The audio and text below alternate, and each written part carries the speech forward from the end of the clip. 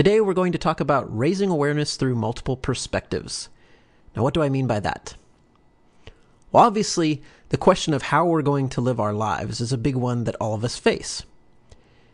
And trying to answer this question head on is often very difficult. However, if we shift between different perspectives as we try to answer this question, it can give us some additional clarity that makes the question easier to answer. So ultimately, our goal here is to answer the question, how shall I live my life? And what we're going to do is we're going to use our imaginations to explore possible answers to this question from different perspectives. And the two main factors we're going to alter to shift perspectives are time and space.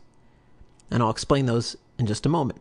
And the ultimate goal, of course, is to make this question easier to answer in a way that satisfies you. So let's start with time. Let's begin with the present moment. How do you feel about your life right now? That's probably not that hard a question to answer. But let's shift this perspective right now and imagine, how do you think you'll feel about how you're living right now a year from now? How about 5 years from now?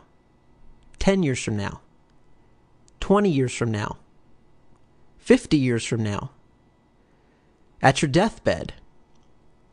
Imagine going all the way to the end of your life and thinking from that perspective how you would feel about your life today, right now. What would be important to you? What would not be important to you? Now let's shift to the past. How would your childhood self think of the person you've become today? How would you as a teenager think about the person you've become today? And if you've moved past your 20s, how would you, as a 20-something-year-old, think about how your life is today? How would yourself from 5 years ago, or from a year ago, think about who you are today? We can also take this question beyond our own lifetimes, further into the past or further forward into the future. Where does your life fit into all of human history? Into the entire history of the universe? What type of legacy are you creating for the future? What does your life mean when you pull back outside the context of time? Just use your imagination. Answer the question as best you can. Now, initially, you may not like the answer that you hear, but that's okay, because the whole purpose is to give you greater clarity so that you can make the changes that you want to make.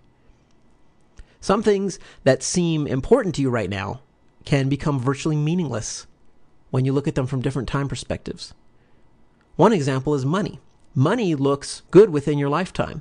As you go forward into the future, it might look even more important.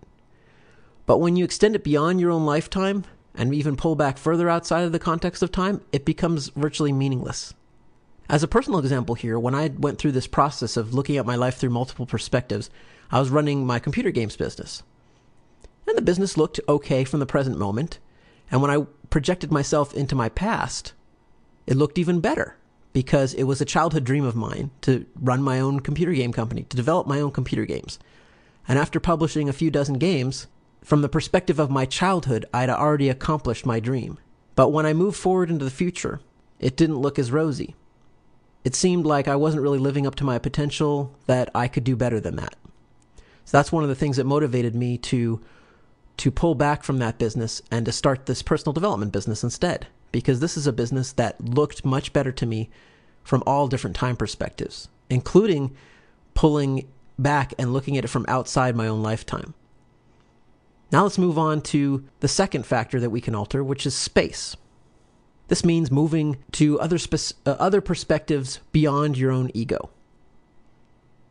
How does your life look from someone else's perspective?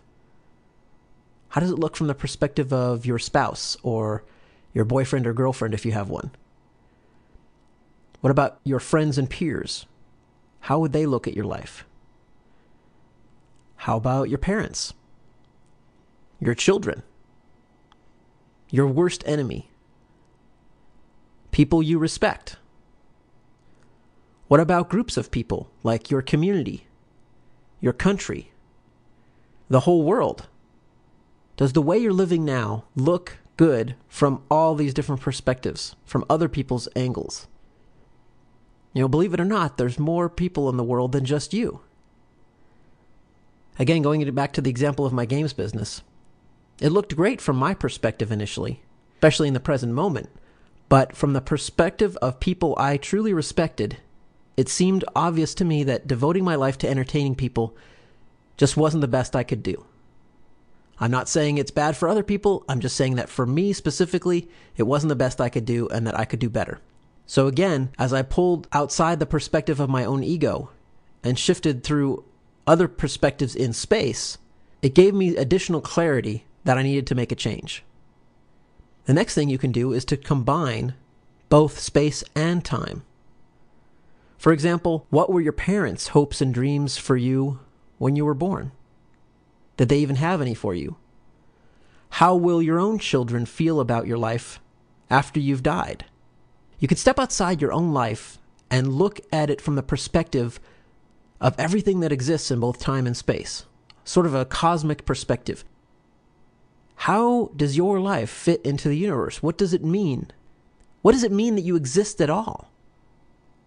The goal here is to create a life for yourself, consciously, that makes sense from all different perspectives, not just your own.